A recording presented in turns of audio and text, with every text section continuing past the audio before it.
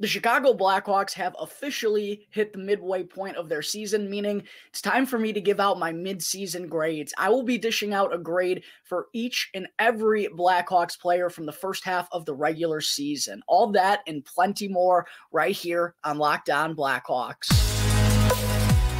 You're Locked On Blackhawks, your daily podcast on the Chicago Blackhawks. Part of the Locked On Podcast Network, your team every day.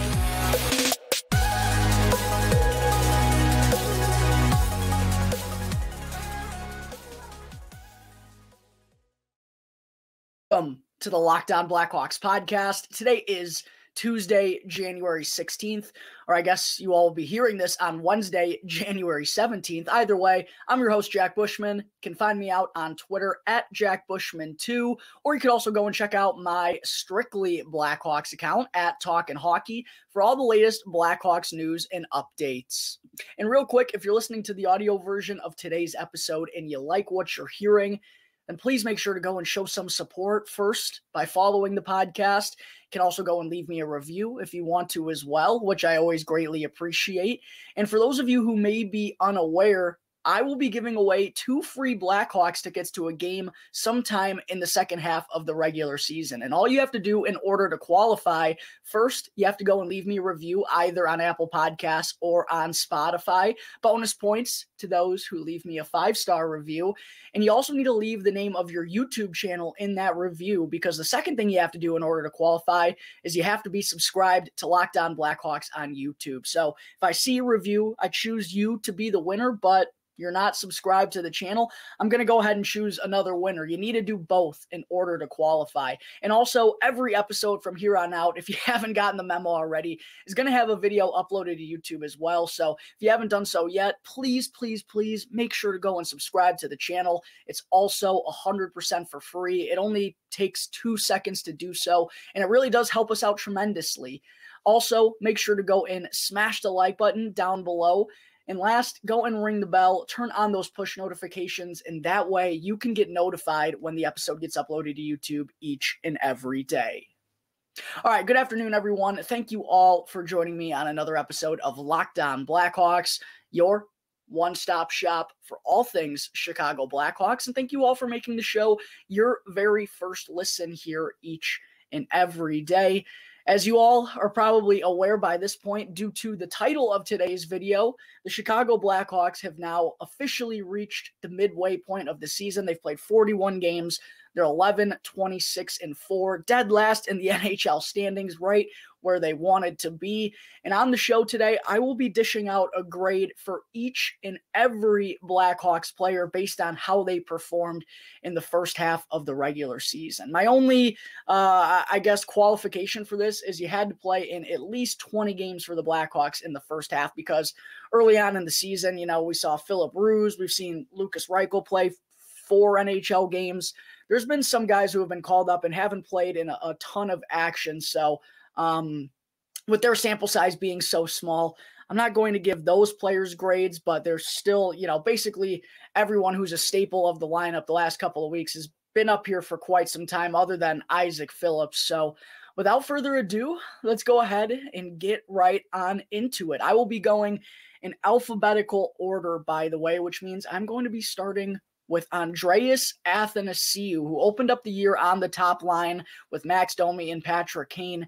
Didn't really grasp or fully take advantage of that opportunity. I thought he had peaks and valleys in the first 15, 20, 25 games or so. He'd have nights where his speed was undeniable, and he was one of the best players on the ice and one of the few Blackhawks who could legitimately create scoring chances for themselves and for their teammates. He's one of the few players on this Blackhawks roster who's actually able to do that. The problem with Andreas Athanasiou, and it kind of seems to be the problem for him throughout his entire career, is A, getting the finished product, and B, playing on a consistent basis. That was really my issue with him in those first 15, 20, 25 games. But I will say here in the past couple of weeks, since he's kind of been demoted down to that third line, the Blackhawks bottom six has really been playing as good as it has all season long. And Athanasiou, to his credit, I've thought he's been a lot more engaged. He's had probably his best stretch here And he's been very productive, which the Blackhawks have needed out of their bottom six. So looking at the stats now for Andreas Athanasiou, 40 games, played in 40 of the 41 games in the first half. 9 goals, 4 assists for 13 points. The goal scoring, I think we've seen it more here as of late, but the consistency in getting the finished product, as I just talked about, that's really been my frustrations with him, because we know he has the skill to do it. He shows us it some nights. There have just been others where, it just doesn't look like he's provided his best effort. So 13 points in 40 games for Andreas Athanasiou, 1 power play goal, averaging 15 minutes and 44 seconds of time on ice. I'm sure that was probably a little bit higher in those opening 25 games when he was playing in a top 6 role. I will say he is shooting 12%, which is, pretty solid. Anything in double digits, you'll certainly take. So for him to be shooting 12% with 9 goals, I just like to see him pull the trigger more often and stay consistent, stay firing and aggressive, in the offensive zone, because clearly he's finding some success when he gets opportunities. Although the same can kind of be said for this entire Blackhawks offense. They're last in the NHL in average shots on goal recorded per game. And then in terms of Corsi percentage, some deeper analytics for Andreas Athanasiou. His Corsi for percentage is 45.8%, which honestly on this Blackhawks team really isn't that terrible. And I think that's a credit to him, again, being one of the few players that can actually create offensively for this Blackhawks offense. So all things together, I am going to give Andreas Athanasiou a C+ for his performance so far here in the first half. A bit underwhelming, if I'm being honest, but the skill set is undeniable. I just, like we have the past couple of weeks, I want to see it on a more consistent basis. So I'm going to give Andreas Athanasiou a C+ for his performance in the first half. Next, we have Colin Blackwell, who finally scored his first goal as a member of the Blackhawks not all that long ago. Believe that, that came against the Calgary Flames when Lukas Reichel carried them to a 4-3 overtime victory. All in all, Blackwell has played in 35 of the 41 games this season, 1 goal, 4 assists for 5 points. I can't lie. Offensively, I've been pretty disappointed with him. I know the Blackhawks offense as a whole has been disappointing, but when the Blackhawks brought in Blackwell, he was someone who I was really impressed with every time I saw him last year with Seattle in a similar role that he's in with the Blackhawks now. Obviously, 2 different situations, 2 different types of rosters surrounding, those 2 teams. But Blackwell was a good goal scorer in the bottom 6 and someone who can contribute offensively. At least that's what he did for Seattle last season and looked really good against the Blackhawks. We just haven't seen it this year, man. It's been really frustrating. I'm sure it felt good for Blackwell to finally get on the score sheet, but I know that he'd even tell you having 1 goal in the first half of the season is certainly him not living up to the expectations when the Blackhawks brought him in. It will be interesting to see if they try to move him at the deadline, considering even though he signed a 2-year deal here, it is relatively cheap, and he could be a good depth add for another team trying to compete for the Stanley Cup. Some of the other numbers here for Blackwell: average 11 minutes, 51 seconds of time on ice, mostly a 4th-line role, some 3rd line at the beginning of the season, but with the offense not being there, I believe the 4th line does make sense at this point. He's got 34 hits in 35 games, so providing some physicality. And then in terms of Corsi, 38.8%. Not very good, although the 4th line for the Blackhawks usually is doing a lot of defending. But in comparison to someone else who's mostly had a 4th-line role this season, that's not very good for Colin Blackwell. So all in all, this may be a little harsh, but I'm just being honest here. This is my job to, call a spade a spade. I'm giving Colin Blackwell an F. I know he's been all right on the penalty kill. He just hasn't been a factor nearly enough so far this season. 1 goal in 35 games. I really expected him to be someone in the bottom 6 who could help this offense be certainly better than they are right now, dead last in the entire league. So yeah, an F it is for Blackhawks forward Colin Blackwell. Next, we have Jason Dickinson, who was acquired from the Vancouver Canucks, along with a 2nd-round pick for Riley Stillman. That looks to be one heck of a trade for the Blackhawks. I apologize. I don't know why the camera just decided to get blurry there. Usually when I zoom in and zoom back out, it comes back through. Hopefully the connection and the quality will get better here, folks. I apologize. But for Jason Dickinson, He's played in 37 of the 41 games for the Blackhawks this year. 4 goals, 7 assists for 11 points. Sadly, he is in the midst of a 28-game goal drought. When the Blackhawks first acquired him, he had that massive game with Sam Lafferty against the San Jose Sharks, a 3-point night to start off his Blackhawks tenure. Hasn't been able to produce the same offensively really ever since. Although I don't expect that to kind of be Dickinson's bread and butter. I think he has been a decent two-way forward, but it would have been nice to see him at least do a little bit more and carry some of that momentum along with him in the past, 20, 30 games where he just hasn't been able to find the score sheet all that often. He's averaging 15 minutes, 17 seconds of time on ice, kind of a third-line role, same time on ice as Athanasiou. I've been impressed with Dickinson. He's 49.9% at the faceoff dot. Really, all these Blackhawk centers have been really good at the faceoff circle so far this season. That's probably been, again, defensively on the penalty kill. That's probably been where Dickinson has been at his best. And then in terms of Corsi, he's got a 38.8 Corsi for percentage. All in all, I'm going to give Jason Dickinson also a C+. I think he's been all right. He hasn't been great. Definitely hasn't been terrible at the same time. But he does seem to have the trust of Blackhawks head coach Luke Richardson right now. He's really been centering that third line for quite some time here, and I kind of expect that to be his role moving forward this season. Next, we have Max Domi, who's been one of the pleasant surprises for the Blackhawks this year. He's played in all 41 games at the midway point of the season, with a team leading 13 goals, 17 assists, and 30 points, which also leads the Blackhawks right now, even more than Patrick Kane. And while it is, I still think a little clear that Domi isn't a top-line player and just doesn't have the skill set to hang in with Patrick Kane night in and night out, he has been much better offensively over the past 2 months than he was at the start of the season. His goal scoring has been a much needed addition to this top six. In fact, I think one of my only issues with Domi is he still seems reluctant to try to defer over to Patrick Kane. Like, you're leading the Blackhawks team in goals. You're leading this Blackhawks team in points. You're probably the best shooter on the team right now. Fire that puck every time you get an opportunity, Max Domi. That's really been my one critique with his game so far this season. He's also tied with Jonathan Toews for the most power play goals on the team with 7, averaging 18 minutes and 22 seconds per game. Been a top-line role for Domi all season long. In the face-off percentage, how about this for Max Domi? A career-high 55.9% at the dot. Really, we thought that was kind of going to be an issue going into this year. We expected him to play with Patrick Kane based on how he was handled in the preseason. Those two basically were like glue and were stuck together. It was going to be, we were thinking it was going to be an issue for Domi whether or not he was going to be able to win enough faceoffs to be productive and consistently get Patrick Kane the puck, but he's been incredible in that area. 55.9%, tip of the hat for Max Domi for really doing some solid work at the faceoff dot this season. Shooting percentage, he's also a guy well into the double digits at 14.1%, which is again why he needs to continue shooting the puck.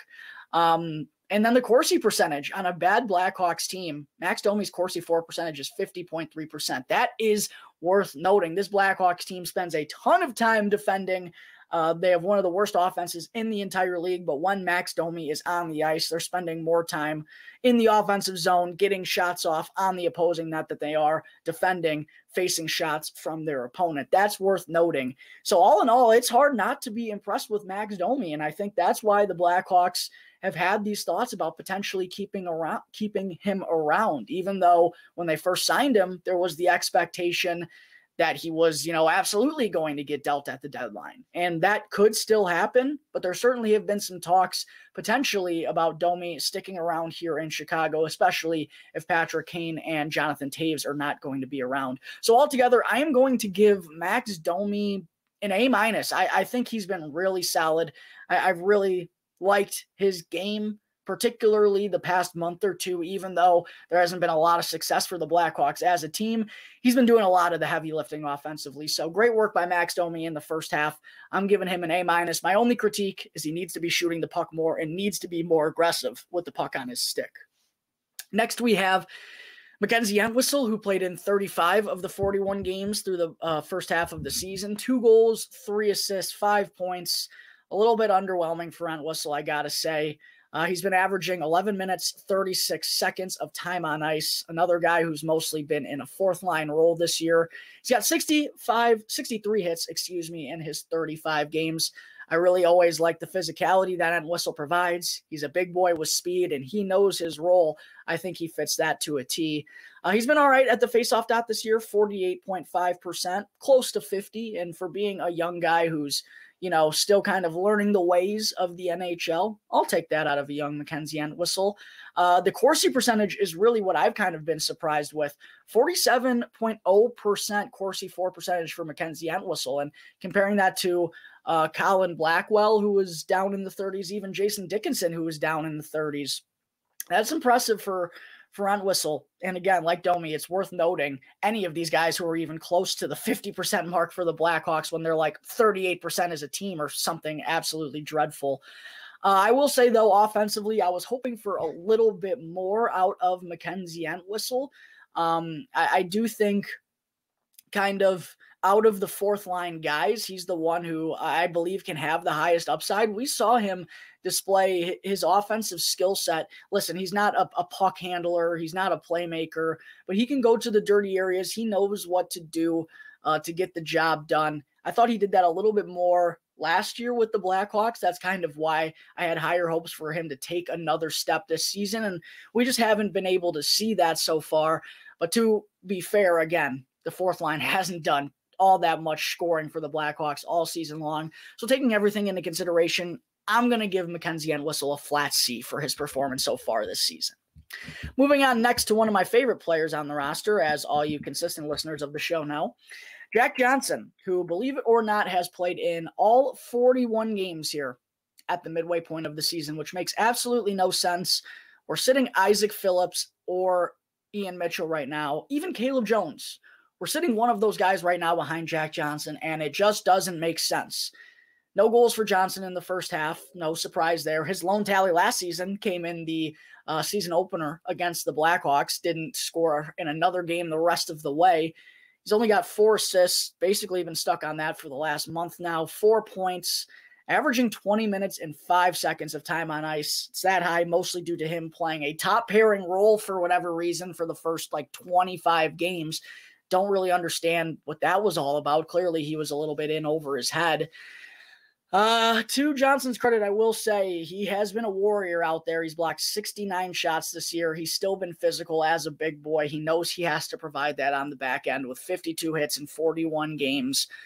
That's really all the nice things I can say about Jack Johnson, though. The Corsi for percentage is 36.3%. And shout out to my buddy Big Will, who runs the Sweet Home Chicago Sports Analytics Twitter page. And every game when he posts the results from the Blackhawks game, Jack Johnson is at the bottom nightly. He's horrible. Stop playing him every game. We're moving on. Jack Johnson gets an F. He didn't do anything in the first half of the season besides eat minutes and look bad and make people hate Seth Jones even more. Ridiculous. Moving on next, we have another Johnson, Reese Johnson. I will not be talking about Tyler because he did not play in enough games in the first half of this regular season. But for Reese, 32 of the 41 games he was in the lineup, 2 goals, 2 assists for 4 points. We know he's not going to do much offensively, averaging 10 minutes, 17 seconds of time on ice, literally just been a fourth line center or a fourth line wing all year long. But to his credit, he's been decent in that role. He's got a 55%. He's 55% at the faceoff dot, which for your fourth line and on the penalty kill, that's exactly what you want. And even though he's only played in 32 games and averaging just 10 minutes a night, he's got 89 hits right now. I mean, he knows what he has to do. There's no fluff to his game. It's Reese, go out there and win a faceoff, be responsible defensively, and throw your weight around. And to be fair, he's kind of done those things this season. So I don't have really any knocks about Reese Johnson. Would I love him to be doing more offensively? Sure. But I also don't put him in the same boat as Mackenzie Entwistle, where I could actually expect him to take a leap in that area. So having 4 points in 32 games, I can't really knock Reese Johnson for putting up those kind of numbers. 38.4 Corsi for percentage is what we've seen out of all the fourth liners other than Mackenzie Entwistle. Maybe it's a little bit unfair that I'm looking at Reese in a different spotlight than Mackenzie Entwistle because I gave him a C. I'm actually going to give Reese Johnson a B- for his performance in the first half of the season. Next up, we have Caleb Jones, who got into the lineup in 32 of the 41 games. Only one goal for Caleb. Kind of frustrating after that really seemed like he tied the Blackhawks team lead among defensemen in goals last season, even though he only played in like 50 games. So kind of tough to see him only have found the back of the net once so far here in the first half. Added that with 8 assists for 9 points. He's been all right offensively when he was in the lineup. He did have that stretch in like mid-November where he was kind of, for like 4 or 5 games there, he was a point per game guy. That was really, I think, the peak of Caleb Jones's performance so far this season, because as of late, it has not been the prettiest, and his defensive inabilities are just becoming a little bit more prevalent seemingly every time he's on the ice. When he has been in the lineup, he's averaged 17 minutes and 55 seconds of time on ice with 44 blocks and 45 hits. I will say I have been impressed with that out of Caleb. I think he's aware that he, needs to show some more defensively in order to even have a chance to be an NHLer in this league. And I've liked how he's gotten a little bit more rugged along the boards. It's still not a strength of his, and he still loses a lot of puck battles, but I certainly have seen some improvements in that area out of him this year. And then in terms of Corsi for percentage, 48.2. Not terrible. We know he's one of the few defensemen on this team who can turn defense into offense, a good transition player, good pass first player.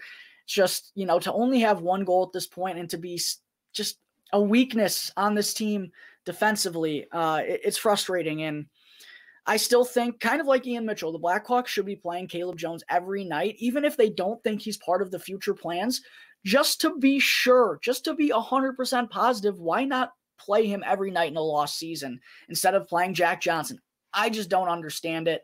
But yeah, it has been a first half of struggles for Caleb Jones. I'm not denying that, particularly the last month or so. I'm going to give Caleb a C- for his performance so far this season. Next up, we have Seth Jones, who's gotten in 31 of the 41 games this year, missed 10 games earlier on. He's got 2 goals and 14 assists for 16 points. He's been more aggressive with the puck on his stick as of late, which I've certainly liked to see. But, man, this guy just needs to be doing more in the goal-scoring department. It just has not nearly been enough, especially for someone who was, routinely scoring over 10 goals with the Columbus Blue Jackets and even with the Nashville Predators. To only have 2 goals at the first half, it is a little bit lackluster. But I do think Jones has been performing a lot better as of late. I think he's now got 6 points in his last 5 games, just as coming off a 3-point night against the Seattle Kraken. I do think he's been better, particularly since being paired with Jake McCabe and shedding Jack Johnson as his D partner. That top pairing has been really sturdy for the Blackhawks. I've liked what I've seen out of both those guys. Kind of unfortunate that Seth, it took this long for him to get a legitimate D partner. He's still averaging 24 minutes and 45 seconds of time on ice a game. So he's been in the top line spot all season. Hopefully Jake McCabe will stay there for the remainder of it now that those two have kind of settled in. Only 1 power play goal for Seth Jones. That's, again, another area he needs to be working on. He does have 62 blocks in 31 games. I'd expect him to be among the league leaders in block shots when it's all said and done again this season. 41 hits in 31 games. I'd like to see him a little bit more rugged, considering he is a big boy, 6'4". I still think that's, not his true nature of his game, but something he could implement a little bit more as a top pairing guy. And then as far as the Corsi for percentage, 47.5%, not terrible. I am curious to see what it would be, though, if Jake McCabe was with him all season long. Anyways, all in all, I'm going to give Seth Jones, I'm going to give him a flat C for his performance so far this season. I like what I've seen out of him in the past couple of weeks with Jake McCabe, but I still think there's more in the tank offensively, and we even saw it last year out of another struggling Blackhawks squad. Next up, we have Patrick Kane, who's played in 38 of the 41 games this season, of course. Just had a 3-game absence where the Blackhawks won all 3 contests. Kaner has only 8 goals right now with 20 assists for 28 points. Kind of crazy that he's not leading the Blackhawks in points right now. Max Domi has that title at the moment. Only 2 power play goals for Kaner as well. He does have 13 power play goal assists, though, which easily leads the Blackhawks. But the negative side of that is that means Kaner only has 7 even strength assists in 38 games this year. Man, I know a lot of that is not having true talent like an Alex DeBrincat around him any longer. Oh, but yeah, it's been frustrating for Kaner at even strength, finding the back of the net. He's shooting 5.7% right now, and it's gone up. It was in the threes there for a little bit. And yeah, it's just been a struggle for Kaner to squeak one through the netminder. That's obviously a career low for him. I've referenced several times on this show, not 7. Not like I've been counting them all. Yeah, it's just been a struggle for Patrick Kane offensively. I'm sure he's frustrated. He has been a little bit better at finding, at scoring goals here as of late, but to only have 8 at the midway point of the season, I'm sure he's not very happy about that. He's been averaging 19 minutes and 52 seconds of time on ice a game, right around the 20-minute mark. He plays a lot when he's out there. Just not a lot of success with it. But he does have a 49.3 Corsi for percentage. So even though the numbers are down, he's still generating and is still having the Blackhawks in the offensive zone pretty frequently when he's on the ice.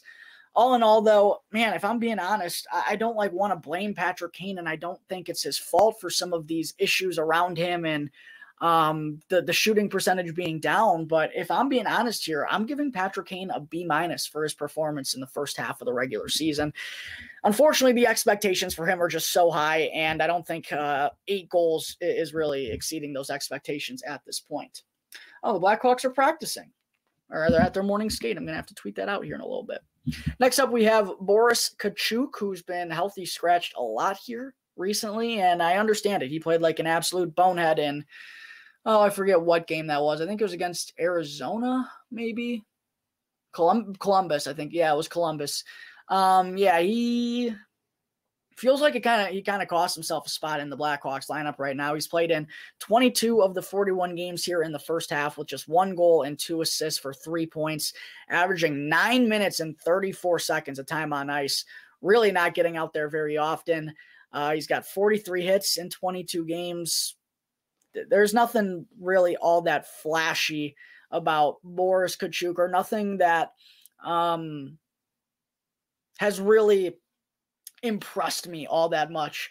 I thought there was like a 3 or 4 game stint in November where he looked good, but other than that, his physicality has been nice. I just don't know if he does enough to be an NHLer. It feels like he's just kind of a filler guy, and that's a little bit unfortunate considering he was part of the trade for Brandon Hagel.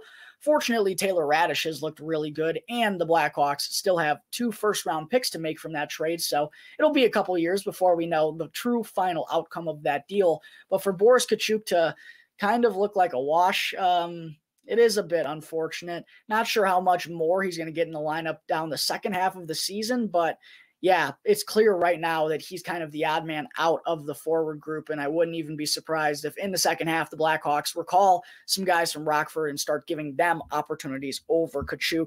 So all in all, I'm going to give Boris Tkachuk a D for his performance in the first half of this regular season. Next up, we have Jujhar Khaira, who's out right now with another back injury. He had back surgery last season after suffering a nasty concussion on a hit for Jujhar Khaira. Just been, by Jacob Trouba, excuse me. It's just been a tough stretch, a tough start to his Blackhawks tenure for Jujhar Khaira. There's no timetable on a return for him right now either. But he played in 29 of the 41 games in the first half, 3 goals, 3 assists for 6 points, which I thought was kind of a pleasant surprise. Averaging 13 minutes and 17 seconds of time on ice. He is a responsible two-way forward. The problem is just he's so slow. He can't create anything. He's literally a net front presence and a defensive-minded forward. That's what he is, who can also throw his weight around. 51 hits in 29 games this season.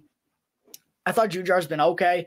Hasn't added a ton inside the bottom 6. I'm going to give him a flat C for his performance this season. I do wish him the best and hope he can get back on the ice here sometime soon. Next up, we have Philip Kurashev, who played in all 41 games in the first half, 5 goals, 10 assists for 15 points. I thought Kurashev had, again, just kind of peaks and valleys in the first half. My biggest issue with him the past couple of years is the consistency. I believe in his talent. I believe in his skill set. I don't know if he's ever going to be a top 6 or a top line player. I could see him maybe being a second or third line guy potentially. And I know he's still young, even though it doesn't feel like that because he's been around now for a couple of years. But the consistency, that's been my problem with Philipp Kurashev. I just need to see more nightly. Feels like he'll have one of those great nights every 5, 6, 7 games, but we just don't see it enough on a nightly basis. And he's been getting opportunities inside the top 6. I mean, he's averaging 17 minutes of time on ice a game. I would just like to see him do more a little bit more frequently. He's another guy who's really struggled to find the back of the net, shooting 6.8% this season. That's why the goal scoring numbers are so low. Interesting to note, the Blackhawks have kind of given up on Kurashev as a center. And when he was coming up through the pool, that was kind of his expectation, that he was going to be a guy who could play down the middle. Looks like the Blackhawks have kind of completely wiped that out of their plans. He's been on the wing the entirety of this season and really hasn't taken a ton of draws. In terms of the Corsi, 44.5% for Kurashev. It's all right. My biggest issue is I just need to see more on a nightly basis. It's the problem I have with Kurashev for that. I'm going to give him a C+ for his performance so far this season, but I do still believe in his abilities, and he is still younger than I think a lot of people believe, or perceive, I guess I should say. Next, we have Sam Lafferty. Got in 35 of the 41 games in the first half, 5 goals and 8 assists for 13 points. He's really turned it on here as of late, which has been awesome to see. 2 shorthanded goals for Lafferty in the first half of the season, by the way. Another guy who's in the double digits, shooting 11.6%. Now, it's nothing to go bananas about, but considering it's that, you would think, or you would like to think, that Lafferty has heard from the coaching staff to be firing the puck a little bit more often, being one of the few guys who's actually found success shooting the biscuits so far this year. Mostly been a third line guy, kind of as expected, with Jason Dickinson, averaging 14 minutes and 26 seconds of time on ice. Love the physicality that Lafferty provides. He's got 53 hits in 35 games, and he's also really turned it on at the faceoff dot, winning 52.7% of his draws in the first half of the season. Another big reason why the Blackhawks lead the NHL in that department. As far as Corsi for Lafferty is at 40.2%, which isn't all that surprising considering Jason Dickinson was right around the same. I do think the bottom 6 has been creating a lot more offensively here as of late, especially since Andreas Athanasiou has been down there and been performing a little bit better. All things considered, maybe I have a little bit recency bias here for Lafferty. I've been pretty happy with his play, a guy who brings the energy night in and night out, and that's much needed. I'm going to give him a flat B for his performance here in the first half of the season. Next, we go to Jake McCabe, who really has probably been the bright spot of this Blackhawks team this year. 38 games played, 2 goals and 9 assists for 11 points. Nice addition there from a defensive-minded guy. Averaging 19 minutes and 10 seconds of time on ice. A lot of that, the reason it's a little bit low, though, is because he was a third pairing guy for the opening 20 games. Now he's up there with Seth. I expect him to remain there, and the time on ice will go like this the rest of the year. And what a warrior McCabe has been when he's been on the ice. 88 blocks, 88 hits this season. He's been chipping in every way he can. Another guy who's an absolute warrior for this squad, even though the wins have been few and far between. He brings it night in and night out. I've been really, really impressed with what I've seen out of Jake McCabe. He's also a +5 on this Blackhawks team. What? +5? Listen, I know plus minus isn't a very good stat, but to be a +5 on this Blackhawks team, Seth Jones is like a -25. Jake McCabe is a +5. That's incredible. I've been thrilled with how he's performed so far this season. I'm getting Jake McCabe a flat A for his performance here in the first half. Next up, we have, getting into some of the final names here, we got Connor Murphy.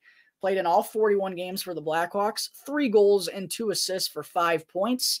Never been much of an offensive threat. He'll chip in, I'd like to see him chip in as much as McCabe has been. I do think McCabe has a little bit more more of a dynamic skill set offensively than Murphy does. Murphy's averaged 19 minutes and 26 seconds of time on ice, kind of been a second pairing guy all season long, whether it's been with Jared Tenorti or Jack Johnson. To be fair, I don't think the Blackhawks have done him any favors with his defensive partner this year, and That's why, honestly, I've been a little bit underwhelmed with Connor Murphy. He does have 85 blocks and 84 hits, so still a guy who, when he's out there, is sacrificing everything and knows what he has to do in his role for this team. My problem is, man, the last 2 years, I don't know. It felt like once Joel Quenneville was gone and Jeremy Colleton stepped in, Connor Murphy was the Blackhawks' best defenseman, even when Duncan Keith was still here. Connor Murphy was the most consistent defenseman the Blackhawks had, and then the last 2 years kind of have been down campaigns for him. His Corsi for percentage is 37.5% this year. I don't know. I just it's tough with defensive-minded defensemen, especially on bad teams when these guys are defending a lot, and yeah, numbers look like this. I still think Connor Murphy, there's more that we've seen to his game not all that long ago. I just have some higher expectations for him.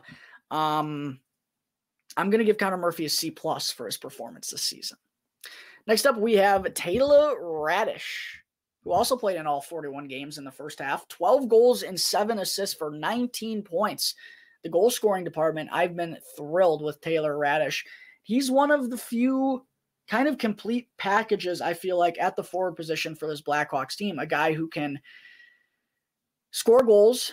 I think he does have top 6 potential, probably second line more so than first line, but I do think he could be a good offensive piece in the top 6. The goal scoring ability is really good. He actually has some size, which not a lot of forwards in the Blackhawks, or in the prospect pool have right now. A good forechecker, knows how to use his size. A decent skater, not a great skater, but a decent skater. Is good in terms of net front presence, likes to go to the dirty areas. I've been really happy with Taylor Radish in the first half of this season. 5 power play goals has been a nice addition as well, averaging 16 minutes and 21 seconds of time on ice. He's really been a second-line guy for the majority of the season alongside Jonathan Taves. Luke Richardson has stuck with them a lot here in the first half. And look at this, the shooting percentage for Taylor Radish, 19.4%. Keep firing that puck, Taylor, because when he does, he's finding the back of the net pretty frequently. And we saw him do this at the end of last season as well. So I don't think it's a fluke. I think he is a good natural goal scorer. And I'm really excited for this kid's future. I mentioned I actually like how he's one of the few forwards with size and provides some physicality. 48 hits in 41 games for Taylor Radish. Nothing to go bananas about, but I like that he is at least implementing that side of his game as well. How about this, Blackhawks fans? Taylor Radish has the highest Corsi for percentage of anyone on the team at 53.5%. When he's on the ice, the Blackhawks are in the offensive zone more than when anyone else is. So I've been really stoked about Taylor Radish. He has me excited about his future. I love the goal scoring ability and the full package. Giving Taylor Radish a B+ for his performance in the first half of the season. I'd like to see him grow a little bit more as a playmaker. Don't ever think that's going to be the strength of his game, but I still think there's another level for him to take it to in order to kind of cement himself and add another tool to his arsenal. 2 final players that we're going to get into here, Blackhawks fans. Jarred Tinordi played in 25 of the 41 games. Obviously, he's out right now until at least the NHL All-Star break due to a facial fracture. But I'm going to give Jarred Tinordi some credit. I did not think he was going to be good whatsoever when the Blackhawks brought him on, and those struggles were a little bit more prevalent in his final few games. But early on with Connor Murphy, there were some games where that was the Blackhawks' best defensive pairing. And Jarred Tinordi, who I wasn't even sure was an NHLer, exceeded my expectations, at least. In those 25 games, he's got 2 goals, 3 assists for 5 points, averaging 16 minutes and 47 seconds of time on ice. So not a ton, but again, for a guy who's always been a little bit of a tweener in his career, I was pretty surprised to see it be a little bit that high. Or I wouldn't have expected it to be that high when the Blackhawks first signed him. And the thing that Tinordi, I thought, has been the best at is his physicality. 92 hits, still leads the Blackhawks right now, and he's only played in 25 games, so got to give credit to Jarred for knowing his role out there. Also had 37 blocks in those 25 games. If he was healthy, that number would certainly be higher. I don't have his Corsi for percentage pulled up. I didn't write it down, so I'm getting it up on my phone. 37.3%, not all that great, but that's exactly what Connor Murphy has, and those two were paired up together for the majority of the first half. Tenorti's been all right. I think it has plummeted a little bit for him prior to the injury. I'm going to give him a flat C for his performance so far this season, maybe even a C+. I'll give Jared Tenorti a C+. He was better than what I thought he would be, although I do think the amount of games he's going to play in a Blackhawks sweater is limited at this point. And then last, but certainly not least, we have the captain, Jonathan Toews, who in 40 games played this season, he's been awesome offensively. I'm not going to lie. 12 points and 12 assists for 24 points. Could probably be even higher if the Blackhawks could just get the finished product. It's been an issue for them all season long. But 24 points in the opening 40 games, certainly much better than the first half that Jonathan Toews had last season, where it took him 25 games to find the back of the net. Man, couldn't have been easy for old number 19. He's tied with Max Domi for the team lead in power play goals this season with 7, which has been nice to see out of him because he was kind of limited and it felt like, had kind of been a non-factor on the power play for the past couple of seasons that he had been healthy. Nice to see him back to being a difference maker on the man advantage once again. Averaging 18 minutes and 2 seconds of time on ice, still trusted by the coaching staff in all situations. And I certainly get it. He's been really good everywhere this year. The shooting percentage, 16.9%. How about that for Captain Serious? Love to see that bounce back out of him. The face-off percentage, best in the NHL, 63.9% this year. Oh, my Lord. Jonathan Toews, doesn't matter how much time he misses. He's still the best in the world at the dot. 63.9%. That's incredible. And then a Corsi for percentage of 49.1%, which, again, on this Blackhawks team, it's honestly really solid. I've been really happy with Jonathan Toews. Is he the offensive player that he once was earlier in his career? No. And do I think he's ever going to return to that? Probably not. But I do think he's shown enough to not only himself and the Blackhawks, but everyone else in the league too, that he's still got it. He can still be a factor on both ends of the ice with his performance this season. And that's great for Jonathan Toews. Great confidence booster for him. And looks like he's got a lot of more hockey to play here in his career. There are people talking about Toews possibly retiring at the end of the season. I don't think anyone can be thinking that route any longer, as long as he stays healthy, knock on wood, considering the numbers that he's putting up this year. So all in all, I'm going to give Jonathan Toews another B+ for his performance in the first half of the season. Great to see Jonathan Toews back on the ice, playing his game as the captain of the Chicago Blackhawks. All right, folks, I think that is going to wrap up Tuesday, January 16th episode of Locked On Blackhawks. Thank you all again for tuning into the show, and make sure to go and subscribe to the podcast on YouTube. Go and subscribe to the YouTube channel and go and follow the show 100% for free, and you'll be able to get the latest episode as soon as it comes out each day. Once again, thank you all for tuning into today's episode. I'm your host, Jack Bushman. You can find me out on Twitter at JackBushman2, or you can also check out my Strictly Blackhawks account at Talkin' Hockey for all the latest Blackhawks news and updates. So until tomorrow's episode, it's going to do it here on the Locked On Blackhawks podcast, part of the Locked On Podcast Network, your team every day.